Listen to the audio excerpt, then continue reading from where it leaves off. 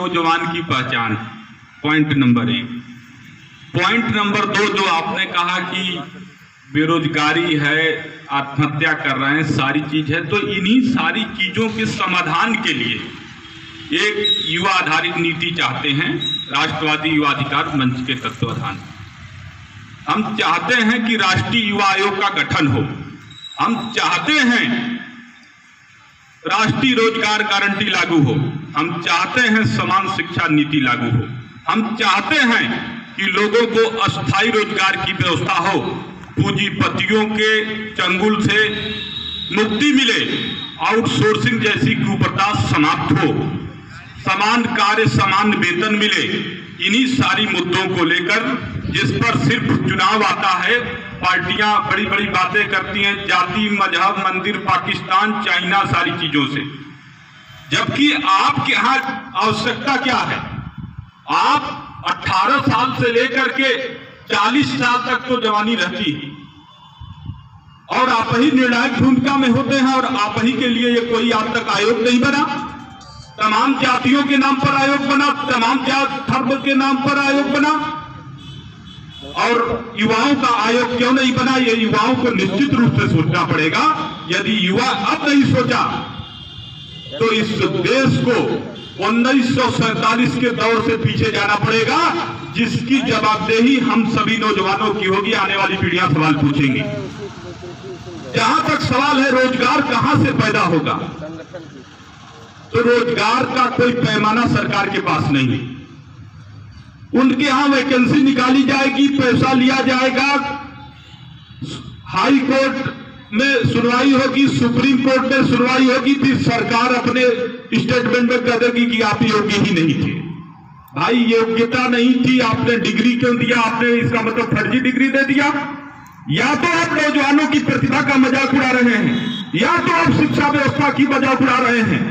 ऐसे राजनीतिक दलों, ऐसे मानसिकता की राजनीति करने वाले नेताओं को आने वाले चुनाव में यदि 65 से 70% नौजवान एक मंच पर आकर के जवाब देने का मन बना लेगा, तो निश्चित रूप से बता रहा हूं, परिवर्तन या नौजवान जो चाहेगा, नौजवान आधारित नीति होगी, रोजगार आधारित नीति होगी, आउटसोर्सिंग जैसी कुप्रथा बंद होगी, नहीं बंद होगी।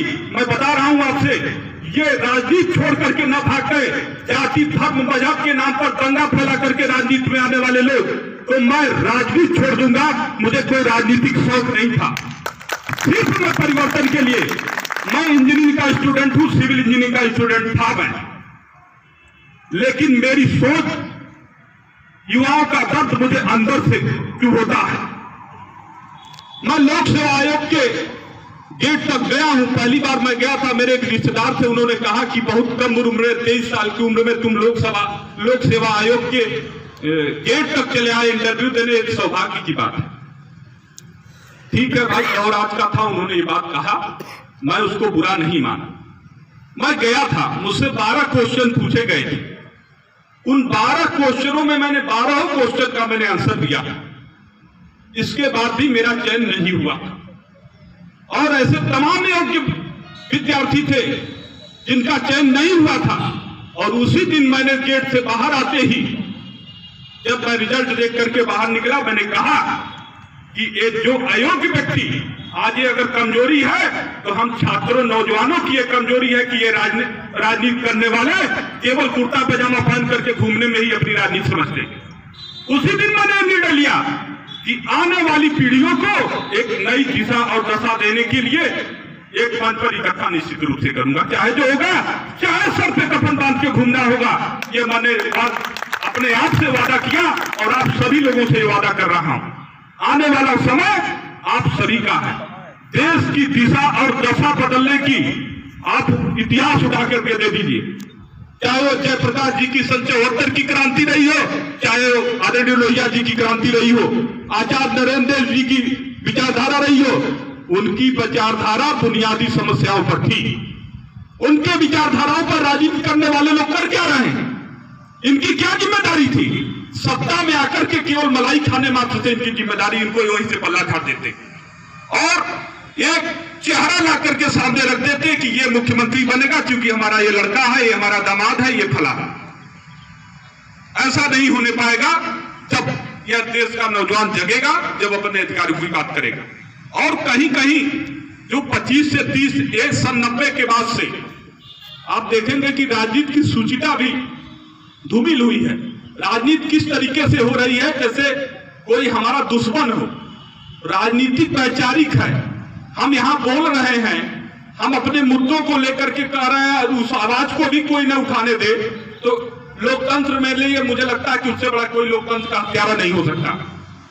तो आपसे अंकित जी विशेष करके अनुरोध है कि अगर आप इस तरीके के मतलब हर चीज नया जानने की इच्छा रखते हैं, नया करने की, तो नौजवानों के अंदर आपको परिवर्तन लाने के लिए मेहनत करना पड़ेगा। 24 घंटे में केवल 1 घंटा आप संगठन के लिए, समाज के लिए, अपने लिए चाहे जैसे भी 1 घंटा प्रतिदिन समय दीजिए, लोगों को जागरूक करिए, लोगों को एक मंच पर इकट्ठा होने के लिए। परिवर्तन निश्चित है, कहीं हमसे अभी यही लिखवा लीजिए, मैं दस्तखत करके चला जाता हूं। परिवर्तन न हुआ, ये राजनीतिक पार्टियां आपके मुद्दे पर चुनाव नहीं लड़ी तो देखिएगा मैं नाम बदल दूंगा। इसकी शुरुआत बिहार के चुनाव से हो चुका, भाषणों में उपयोग किया गया है सिर्फ, क्योंकि सोशल मीडिया का जमाना है। सोशल मीडिया में शशांक शेखर या राष्ट्रवादी युवा अधिकार मंच का कोई स्टेटमेंट चला जाता है, वो अपना स्टेटमेंट करके एक अच्छा चेहरा है, मीडिया मैनेजमेंट है, उद्योगपतियों का साथ है, डकैतों का साथ है, नौजवानों की आवाजों को दबा लेंगे। तो बता रहा हूं कि नौजवानों से बड़ा कोई गुंडागर्दी नहीं जानता। अगर गुंडागर्दी पर उतरोगे, गुंडागर्दी से नौजवानों की आवाज को दबाने की कोशिश करोगे तो नौजवान भगत सिंह भी बनना जानता है, स्वामी विवेकानंद भी बनना जानता है। स्वामी विवेकानंद जी को जानते हैं, आप लोग पढ़े भी होंगे। स्वामी विवेकानंद जी को तब याद किया गया जब वो धर्म संसद को संबोधित कर रहे थे, पूरे विश्व में अपना जलवा बिखर के आए थे। उस नौजवान की उम्र में, उस नौजवान के चेहरे को जब लोगों ने देखा, जब पूरे विश्व ने स्वीकारा, आज तक पूरे विश्व में भारत देश में विवेकानंद युवाओं के प्रेरणा स्रोत है। तो दोस्तों, ये जरूरी नहीं है कि आप कोई काम कर रहे हैं तो आपकी सराहना ही होगी, आपकी आलोचना होगी, आपकी आवाज को दबाई जाएगी। तमाम ऐसे उपद्रवी तत्व, शरारती तत्व तो आपकी आवाज को दबाने की, लेकिन समाज सेवा, राजनीति कोई बिजनेस नहीं होता। आपको यदि समाज सेवा की ललक है, राजनीति की ललक है, तो आप अपने लोगों की दुख दर्द उसको